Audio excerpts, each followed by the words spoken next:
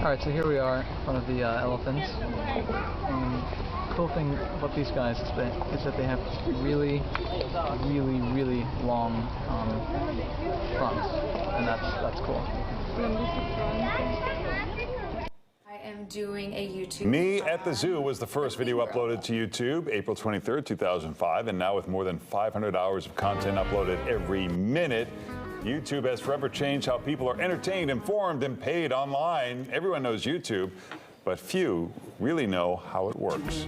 A new book takes us behind the scenes from the site's humble beginnings in 2005 to its current billion-dollar status. Like, comment, subscribe. Inside YouTube's chaotic rise to world domination. It was written by Bloomberg reporter Mark Bergen.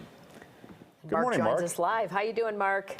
I'm doing well. Thanks for having me. God, it's really, these numbers are, I can't believe it was only 2005. I know, it seems like it's been around forever. Like it's been around forever, but is this true? There's now every day 1 billion hours are viewed on YouTube?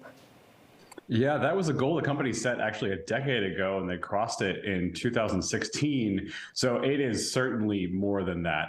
Humanity can keep consuming this platform. You know, for the company's perspective, they were still and kind of remain an underdog to television. Like TV still takes up a lot more time, and YouTube's entire business model was, we are going to steal hours and we're going to steal advertising money from television. You know, it's such, in looking at it now, it's such a simple concept, put videos on the web. It doesn't seem like there are many competitors. I'm sure there are, but everything comes to YouTube. Why didn't more people jump into the game and give them a run for their money? There were a lot of competitors back then, including Google had a video service called Google Video. That one failed to take off, didn't get a lot of traction for a variety of reasons. And then Google came out and bought YouTube 18 months after the company started. At the time, it was a huge number, $1.6 billion. And since then, I think a major reason why YouTube has sort of dispatched its competitors so quickly is because it started paying online creators and sharing some of the ad revenue. It's something that really, like, companies like Facebook and Twitter have tried to do, but so far not succeeded. Talk about that. I think every young person thinks, I'm going to be a YouTube star, I'm going to be a content creator. What does it take to actually make money being one of these content creators? How many views do you have to get a paycheck, I guess?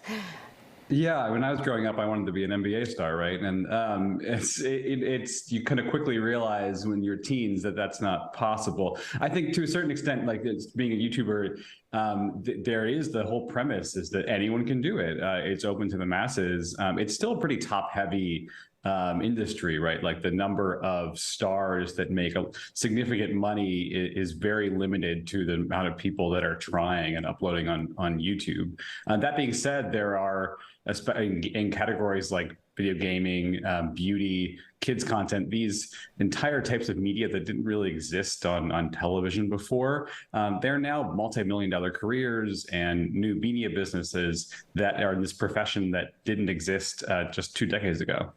It seems that the YouTube guys, who seem pretty humble, are more likable than the Google executives. I'm wondering, there must be this tension of what they want YouTube to be. What did the kids get right that the big shot executives did not? And is there a lesson for all of us in that?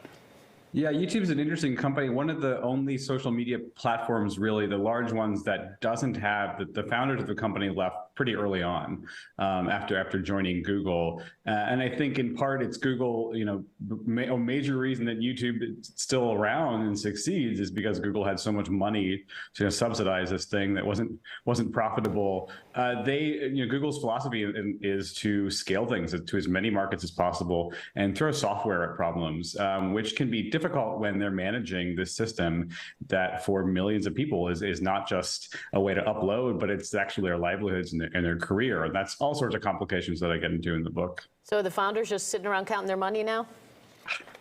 I certainly would be. You dream of that, but some people can't stay out of it, but they seem to be. Well, that's, I guess you can read the book and find out. You can get more at markbergen.com or follow him on Twitter. Mark, nice to talk to you. Thanks for having me.